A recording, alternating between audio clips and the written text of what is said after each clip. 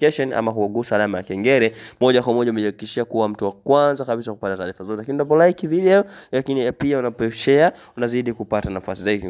Moja kwa moja bila kusahau ni kwamba timu mbalimbali zinakwenda kucheza michanange yao ya mwisho kuhakikisha kwamba wanakwenda kumaliza misimu yao katika michezo mbalimbali ambayo inaendelea kulindima katika viwanja vyote hapa duniani kwa ujumla. Kwa hiyo moja kwa moja sisi tuko hapo kwa ajili ya kuhakikisha kwamba upitwi na taarifa zote ambazo zitaelekea katika mitanange hiyo ambayo inalindima katika viwanja tofauti. Nini maoni yako kuhusu katika mitanange hii? Wewe tuwekee kwenye comment hapo chini, na kama ndio mara ya kwanza utana video hii, basi usisahau kusubscribe, like, share pamoja na kucomment katika channel hii ya Hashim Online TV. Hapo pamoja kwa moja ukishafanya hivyo, unaweza kushare na wengine waweze kupata taarifa zote ambazo zinahusu mitanange hiyo mbalimbali inaendelea kuendima katika viwanja tofauti. Kwa wale ambao wameshagusa alama subscribe, kama kuhakikisha kwamba hawapitwi na taarifa zote. Kumbuka baada ya hapa ilikuwa ni break fupi kutoka katika michuano mbalimbali duniani inaendelea kulindima kwa upande wa timu za taifa. Kwa hivi sasa timu zote zimeweza kurejea kuhakikisha kwamba zinakwenda kukamilisha ule mzunguko ambao umeweza kusalia katika michezo yao kadhaa ambayo imeweza kubaki